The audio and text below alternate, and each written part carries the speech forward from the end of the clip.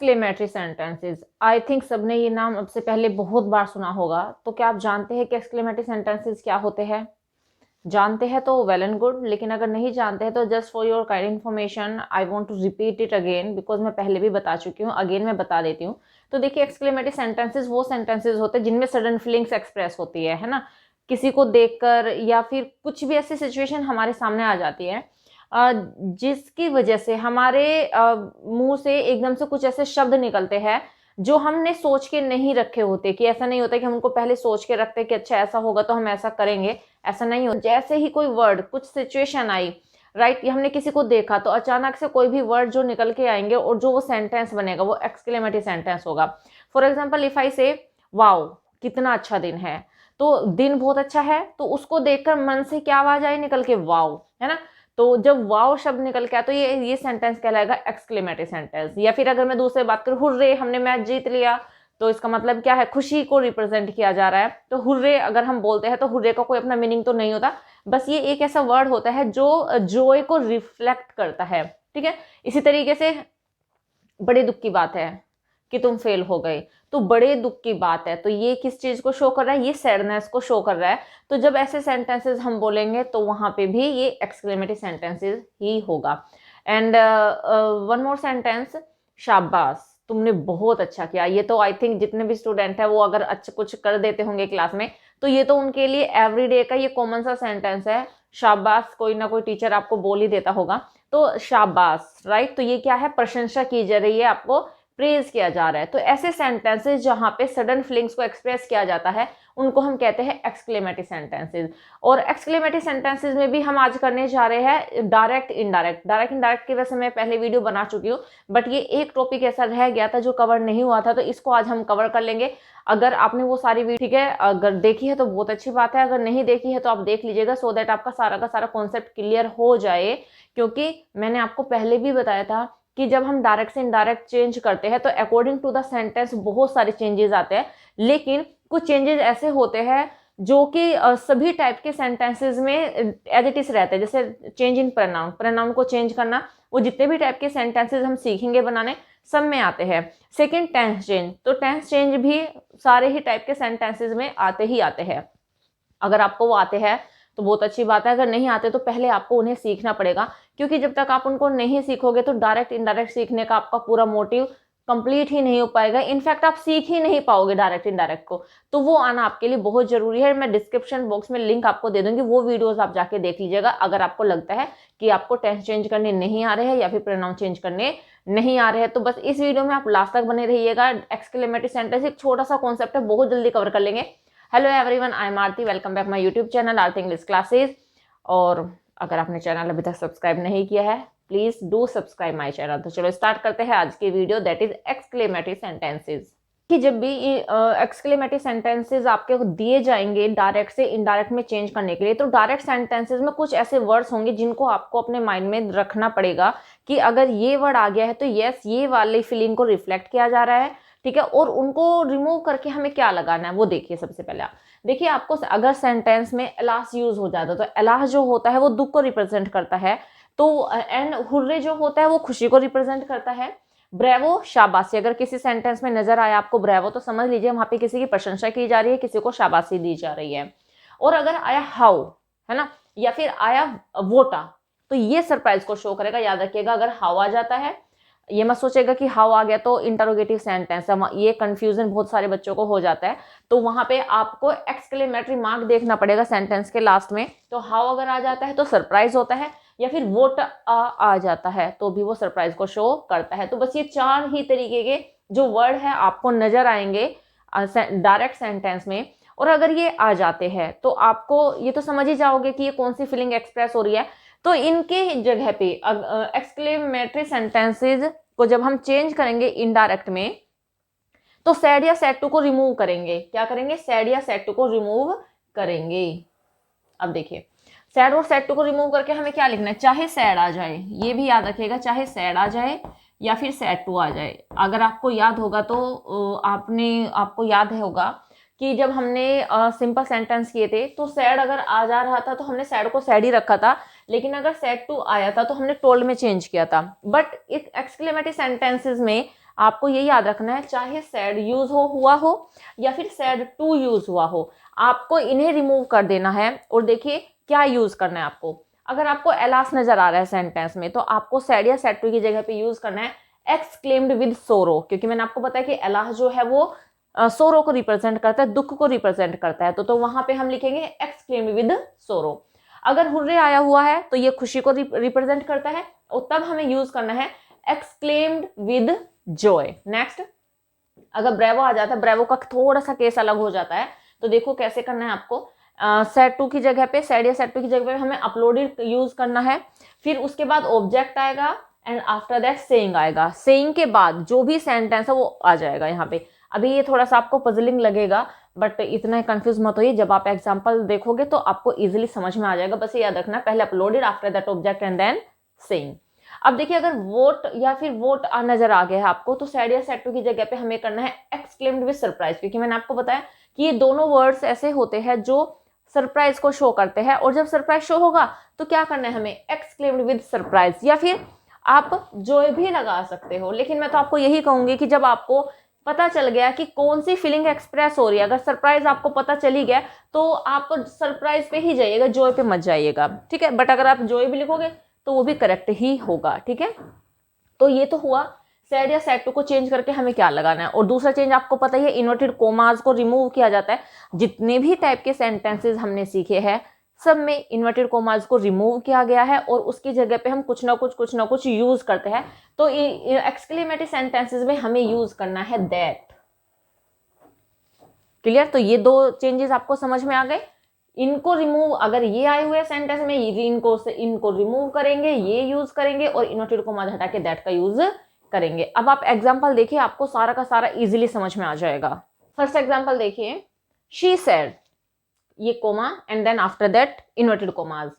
She said alas, अब alas आ गया है यहाँ पे, आई एम रियून्ड, ठीक है। तो एलास आते ही आपको समझ जाना चाहिए कि ये दुख की बात हो रही है।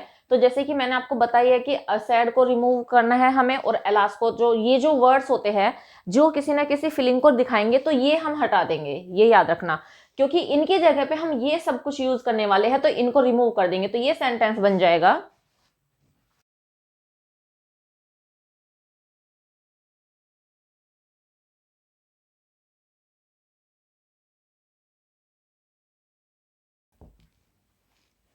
तो देखिए क्या बना सेंटेंस, शी एक्सक्लेम्ड विद सोरो। जैसे कि मैंने आपको बताया कि ये सैड को रिमूव किया हमने, यहाँ पे यूज किया एक्सक्लेम्ड विद सोरो, एंड इन्वर्टेड कोमास रिमूव करेंगे, दैट यूज हो जाएगा। अब शी एक्सक्लेम्ड विद सोरो, उसने एक्सक्लेम किया सोरो के साथ में, दैट आई चेंज हो जाएगा शी में, वॉज इज आर एम। आप चार्ट देख लीजिएगा टेंसेस चेंज का, तो आपको समझ में आ जाएगा कि इज आर एम की जगह पे वॉज यूज होता है। तो यहाँ पे हमने वॉज यूज किया, एंड आफ्टर दैट रियून्ड वर्ब आ गई है, राइट। तो अब देखिए, बहुत जिन बच्चों को प्रोनाउन चेंज करने नहीं आते, वो यहाँ पे कंफ्यूज हो जाएंगे कि भाई ये जो आई है, आई था यहाँ पर, ये शी कैसे आ गया यहाँ पर। तो यही तो समझने वाली बात है ना, यही तो चेंज है जो आपको सीखना है यहाँ पे। मैं फिर भी एक बार रिपीट कर देती हूँ, मे बी उतने अच्छे से एक्सप्लेन नहीं होगा जितना मैंने उसमें किया हुआ है, फिर भी देख लीजिए। क्योंकि मैंने आपको पहले बताया था कि यहाँ पे जो प्रोनाउन यूज हुआ है, आपको ये देखना है कि वो इधर आने वाले नाउन या प्रोनाउन में से किसके लिए यूज हुआ है। अब उसने कहा, शी ने कहा, कोई गर्ल है, लेडी है, जो भी है, उसने कहा, क्या कहा, मैं, उसने अपने लिए बोला मैं। अब आप ये बताइए कि ये जो शी आई है, किसने यूज किया, शी ने यूज किया, और किसके लिए यूज किया, अपने लिए ही यूज किया। तो आई जो है वो यूज हुआ है शी के लिए, तो जब हम इसको प्रोनाउन चेंज करेंगे तो ये शी में ही चेंज हो जाएगा। होप समझ में आया होगा। नेक्स्ट एग्जांपल देखिए, द प्लेयर सेड, प्लेयर्स ने कहा, hurray we won the match, हमने मैच जीत लिया। अब आपको समझ में आ ही गया होगा कि यहाँ पे हुर्रे यूज हुआ है, तो इसको रिमूव करके क्या लिखने वाले हम, एक्सक्लेम्ड विद जॉय। तो चलो लिखते हैं,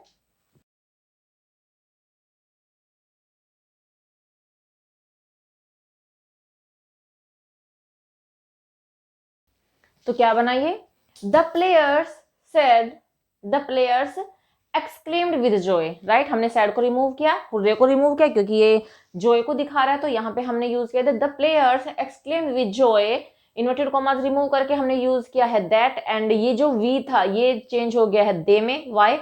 क्योंकि प्लेयर्स कह रहे हैं कि हम, तो हम प्लेयर्स है तो थर्ड पर्सन है प्लेयर्स, जिसके लिए हम अगर प्लूरल है हमें प्रोनाउन यूज करना है तो प्लूरल के लिए हम क्या प्रोनाउन यूज करेंगे, दे। ठीक है, तो दे। अब यहाँ पे हैड आएगा, वाई?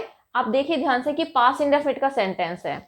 मैंने आपको चार्ट में बताया था कि अगर पास्ट इंडेफिनिट का सेंटेंस है वो पास्ट परफेक्ट में चेंज होता है, और जब पास्ट परफेक्ट में चेंज करते हैं तो हैड प्लस मेन वर्ब की थर्ड फॉर्म का यूज होता है। तो उसी के अकॉर्डिंग हमने यहाँ पे चेंज किया, हैड यूज हो गया, वोन की थर्ड फॉर्म वोन ही रही है, and the match. The players exclaim with Joy that they had वोन the match.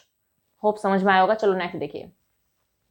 Neha said how full I am, है ना, होता है ना कभी कभी हम ऐसा काम कर देते हैं, हमें खुद बोल, अरे मैं इतनी मूर्ख था या मूर्ख हूं या मूर्ख हूं, कुछ भी कोई भी हो सकता है। या फिर पिछली कोई बात अगर हम याद करते हैं और हम उसको सोच के हंसने लगे, अरे मैंने उस टाइम पे ये काम किया था, मैं कितना पागल था, या मैं कितनी मूर्ख थी, या मैं कितना मूर्ख था उस टाइम पे, है ना। तो वो सरप्राइज को शो कर रहा है। तो Neha said how full I am, Neha ने कहा हाउ फुल आई एम, मैं कितनी मूर्ख हूं। तो देखिए क्या शो हो रहा है यहाँ पे, सरप्राइज शो हो रहा है। तो कैसे करेंगे,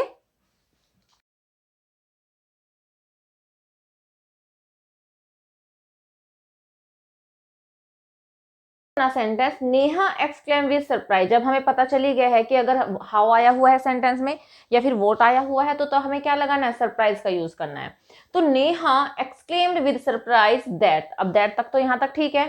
थोड़ा सा चेंज है यहाँ पे अदर सेंटेंसेस के कंपैरिजन में, वो ये है कि यहाँ पे शी, आई कौन है, पहले आप समझ ही सकते हो कि पहले सब्जेक्ट आना है, फिर वर्ब आने एंड आफ्टर दैट एडजेक्टिव आना है, तो फुल एडजेक्टिव है।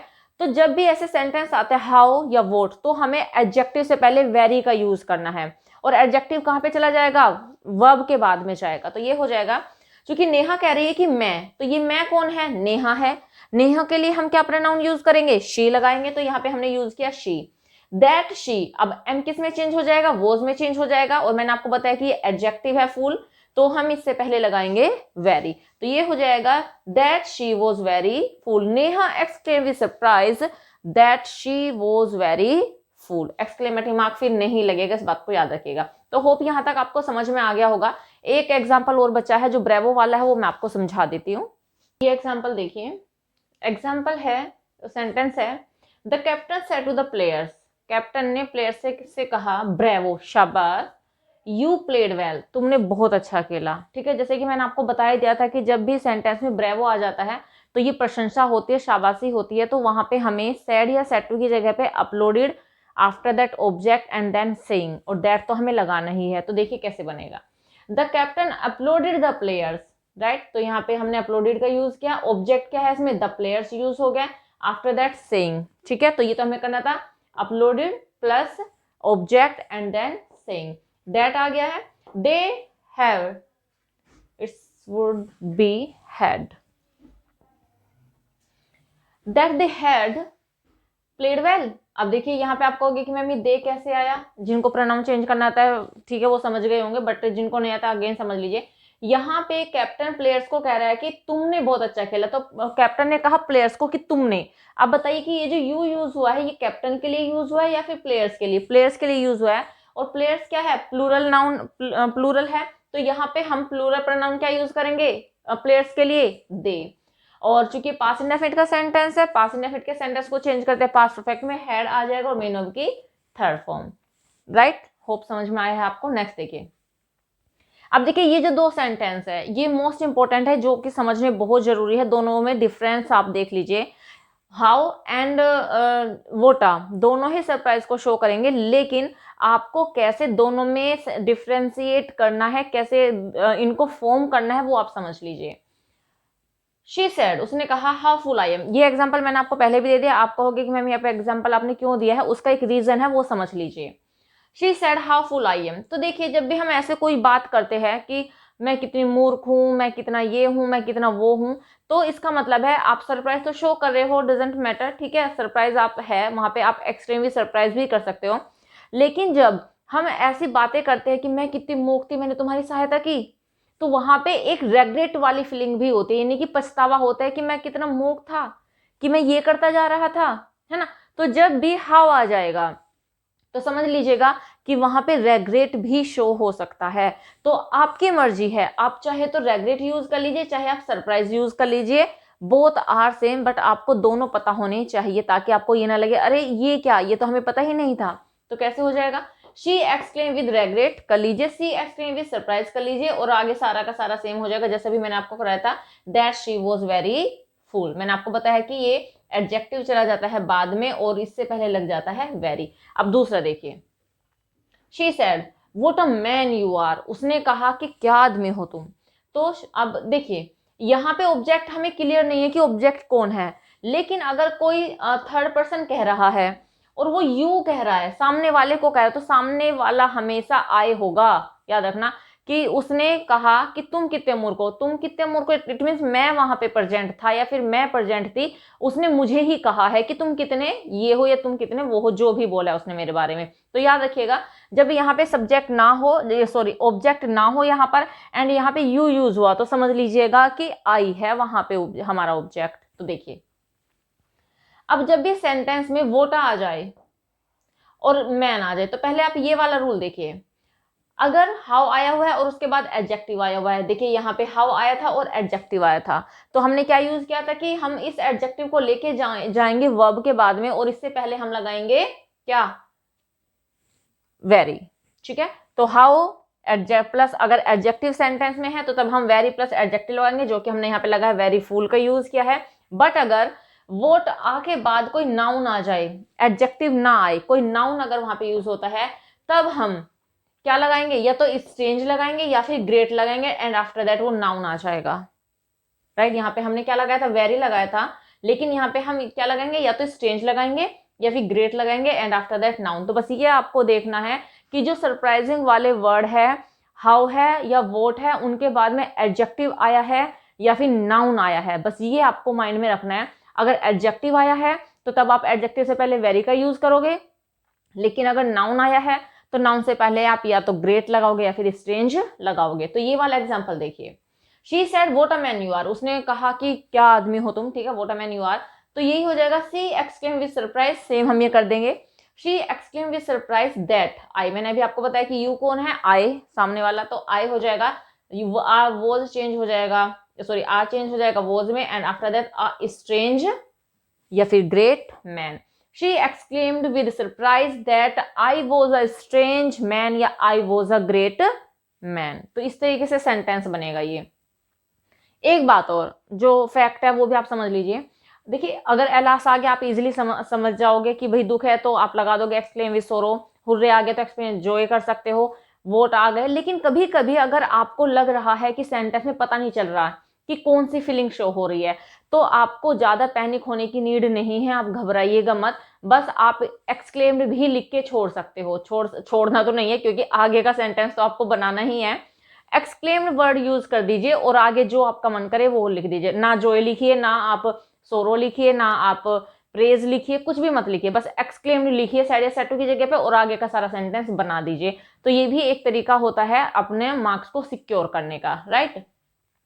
तो ये वाला फैक्ट आप बहुत अच्छे से ध्यान में रखिएगा, पेपर में यहाँ से ही क्वेश्चन आता है, बहुत बार मैंने देखा है, पिछले साल के क्वेश्चन पेपर से मैंने उठा के देखे हैं, तो यहाँ से क्वेश्चन बहुत बार आया हुआ है, इस पे तो आप स्टार लगा लीजिए, ये आप कर लीजिएगा। तो बस यही एक्सक्लेमेटरी सेंटेंसेस थे सारे के सारे, होप आपको सारे समझ में आ गए, इतना भी डिफिकल्ट नहीं है, बहुत इजी सा कॉन्सेप्ट है। बस जब आपको टेंस आते हो या फिर आपको प्रोनाउन चेंज करने आते हो, बस ये दो चीज आपको अच्छे से आनी चाहिए। अकॉर्डिंग टू द सेंटेंस तो चेंज ऑटोमेटिकली होते चले जाते हैं, उसके कुछ थोड़े से रूल होते हैं, वो आपको बस ध्यान में रखना होता है। तो बस इस वीडियो में इतने ही, मिलते हैं नेक्स्ट वीडियो में, till then bye bye, take care, stay healthy and keep learning.